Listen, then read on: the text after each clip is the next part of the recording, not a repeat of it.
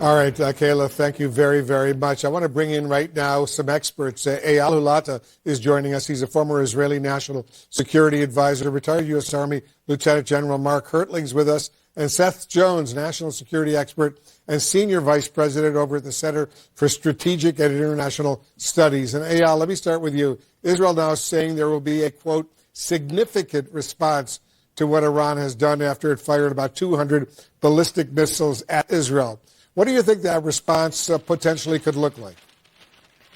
Well, Wolf, this is the second time that Iran has fired such a massive attack on Israel. I happened to be on your show after the April 13th attack as well, which was unprecedented. This is the second time they do this. Israel has responded very minorly, I would say symbolically, after the attack of April 13th. This was a part of the consultation between the U.S. and Israel to do something that was meaningful, that would prove to Iran that we can penetrate their defense systems, but would not drag the region into a full escalation of war.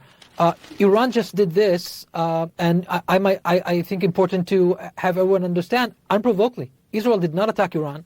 Israel has conducted its attacks in Lebanon very surgically, only on the top leaders and the operatives, and Iran decided to fire some 200 ballistic missiles on Israel. Israel has a very good defense systems and a good collaboration with the U.S., so the outcome is very minor. But Iran intended to do something very substantial and major, and to inflict not only a lot of damage on infrastructure, but potentially to kill many civilians. So of course Israel has to respond. What exactly that response will be, we'll leave to the cabinet to decide. I'm sure that all of the security establishment are putting all of the options in front of the cabinet to make their decision. But Wolf, if I may, I think the question about the response needs also to come to the United States of America, not only to Israel. We heard Jake Sullivan, my dear friend and former colleague, say that there will be severe consequences to Iran. I think he may have meant not only severe consequences on behalf of Israel, but also on behalf of the United States. Iran has violated all of the norms. Iran has violated all of its obligations. President of the United States said don't so many times, and yet they do this time and again. So there must be a response, and Iran must be pulled back or pushed back to their place where they cannot do this again and think they can and get unpunished and unharmed. General Hertling, let me get your response, because the Iranian president is now saying this Iranian ballistic missile strike against Israel was, in the Iranian president's words, only a portion of our power, end quote. What else might Iran, or its proxies for that matter, do in addition to this ballistic missile attack?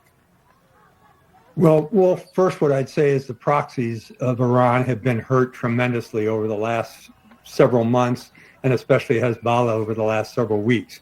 The proxies is Iran's forward presence. They are the ones that do the fighting.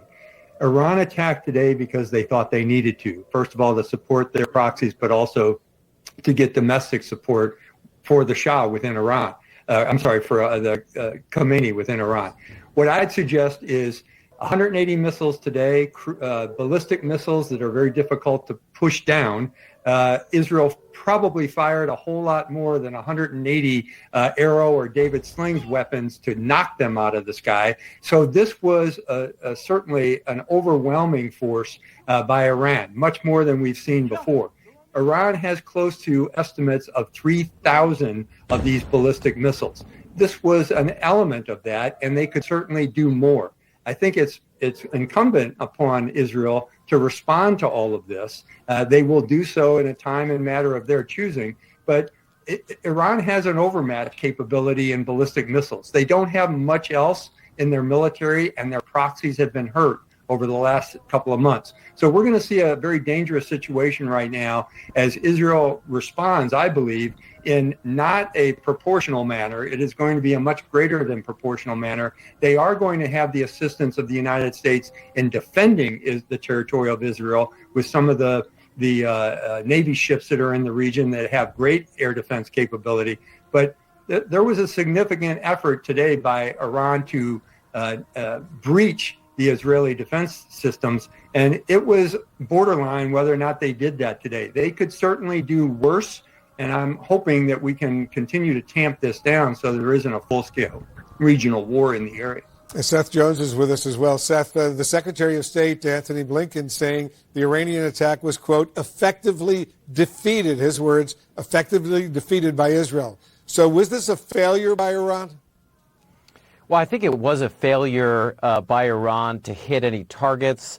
I suspect part of what the Iranians were also doing is signaling that they had the capability, in this case ballistic missiles, to conduct strikes.